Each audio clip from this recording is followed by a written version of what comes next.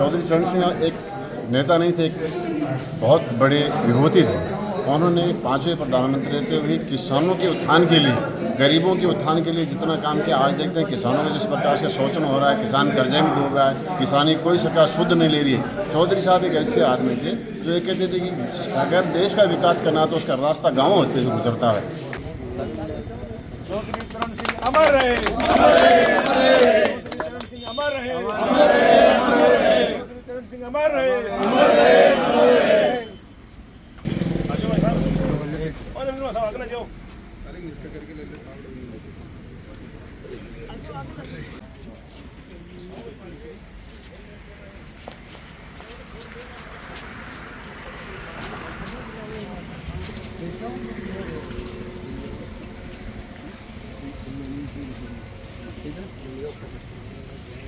आ जाओ, बैठा जाओ।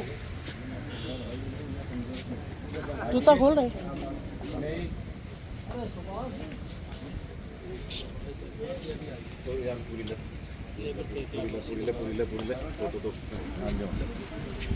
आरामो मेहरबान।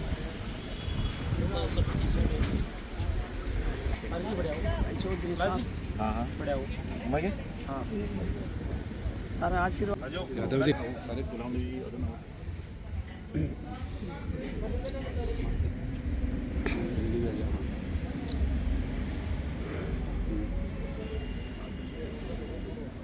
पुष्पांजलि कर ले। चौधरी चरण सिंह जी अमर रहे, अमर रहे, अमर रहे, अमर रहे। जय किसान, जय जवान, जय किसान, जय जवान, जय किसान। भारत माता की जय, भारत माता की जय। वंदे मातरम, वंदे मातरम। चौधरी चरण सिंह अमर रहे, अमर रहे, अमर रहे। चौधरी चरण सिंह अमर रहे, अमर रहे। महाराज की जय। सोल आपकी जन्मतिथि पर आयोजित समारोह में आप सबका अभिनंदन है, स्वागत है। चौधरी साहब एक ऐसे नेता हुए हैं देश में जो खेत गरीबी में जन्मे थे और गरीबी देखी है और अपना परिवार 3 जगह बसा करके उभरे। पढ़ाई में इतने होशियार थे लेकिन गरीबी के कारण उनके ताऊ साहब ने मदद की, पढ़े और पढ़ने के बाद में उन्होंने देश के लिए सबसे पहले गरीब और किसान के लिए काम करना शुरू किया था। वकालत छोड़ करके वकालत में जुटे केस आते थे तो उन्होंने मना कर दिया और आखिरी वक्त तक भी वो इतने लड़े कि उनको एक चिंता रहती थी। अमेरिका में जब इलाज चल रहा था, बीपीसी नरसिम्हा राव मिलने गए तो उन्होंने कहा कि मेरे भारत का क्या होगा। डॉक्टर ने कहा देखो कैसा आदमी है, आप मरना से अपर फिर भी देश की चिंता। आखिरी समय तक भी उन्होंने किसानों के लिए जब भी मौका आया हर वक्त खेती उनके नाम की, किसान जोतता था, खेत उसका है, मकान उसका है जो इसमें वो रहता है। इसी प्रकार से उन्होंने सबसे पहले खेती जमींदारों से लेकर के किसानों को दी, उसके बाद में लगान लाभ किया, फिर बचने के लिए ज़मीन दी, फिर बजट देश का उनका सोच था कि हिंदुस्तान गाँवों में बसता है, गाँवों का देश है, गांव जब तक ऊपर नहीं उठेंगे तब देश खुशहाल नहीं होगा। तो तुलसी जयंती पर 7वां ब्लड डोनेशन कैंप हमारे आश्रम सभागार में रखा गया है। यहाँ सभी आए हुए लोगों को और श्रोताओं को सभी को चौधरी चरण सिंह जयंती बधाई। चौधरी चरण सिंह एक नेता नहीं थे, एक बहुत बड़े विभूति थे। उन्होंने 5वें प्रधानमंत्री रहते हुए किसानों के उत्थान के लिए, गरीबों के उत्थान के लिए जितना काम किया। आज देखते हैं किसानों में जिस प्रकार से शोषण हो रहा है, किसान कर्जे में डूब रहा है, किसानी कोई सरकार शुद्ध नहीं ले रही है। चौधरी साहब एक ऐसे आदमी थे जो ये कहते थे कि अगर देश का विकास करना तो उसका रास्ता गाँव होते हुए गुजरता है। तो आज चौधरी साहब की विचारधारा के अनुसार अगर चलता तो देश अलग ही होता। तो ऐसे महान विभूति को हम याद करने के लिए सब लोग यहाँ इकट्ठे हुए हैं और ब्लड डोनेशन का 7वां जो कैंप रखा है, युवा शक्ति बढ़ चढ़ करके ब्लड डोनेशन कर रही है। इससे बहुत सारे लोगों को, जरूरतमंदों को ब्लड मिलेगा। इसकी जयंती के लिए हम सब लोग इकट्ठे हुए हैं। चौधरी चरण सिंह की जयंती के ऊपर सारे जो युवा है आज जो ब्लड डोनेशन करने के लिए आए पधारे हैं, सबको मैं बिल्कुल इनको धन्यवाद देना चाहता हूँ। चौधरी साहब वो शख्सियत थे जो जाति पाति धर्म मजहब से बहुत ही ऊंचे उठे हुए थे और उनको इस देश के विकास की पहचान की कि देश का किसान, देश का मजदूर, देश का जो गरीब तबका है वो देश की मजबूत कड़ी होता है। तो उन्होंने उनके उत्थान के ऊपर अपना बड़ा योगदान दिया और कभी भी उन्होंने ऐसी कोई देश के लिए ऐसी कोई बातें नहीं कही जिससे देश का नुकसान हो। और जाति पाति की बात करें तो उनके लड़के और लड़कियों के सारे जो रिश्ते हुए हैं वो इंटरकास्ट हुए हैं सारे। तो ये हमारे देश के लिए अच्छी बात थी और मैं आज उनको सब नमन करता हूँ। धन्यवाद। सबसे पहले तो 123वीं जयंती चौधरी चरण सिंह उनको सत नमन और नमस्कार करना चाहती हूँ।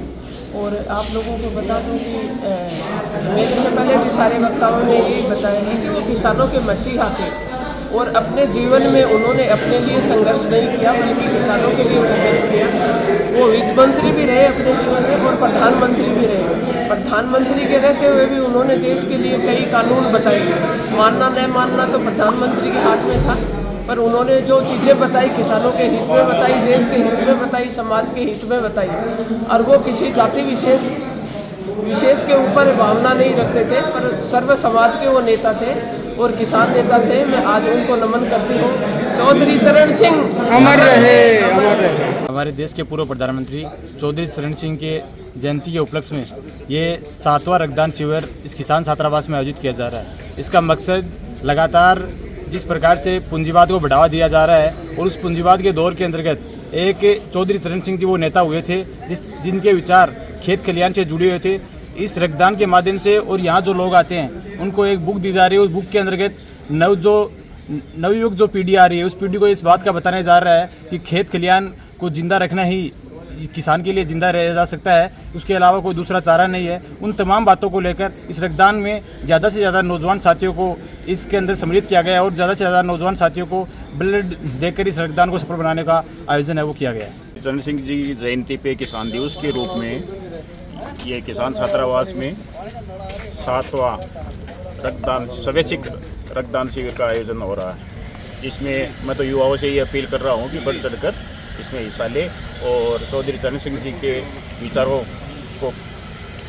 पे चलने की प्रेरणा लें। आज चौधरी साहब की 124वीं जन्म जयंती है और इस अवसर पर हम आज देश में किसान की हालत बहुत ख़राब है।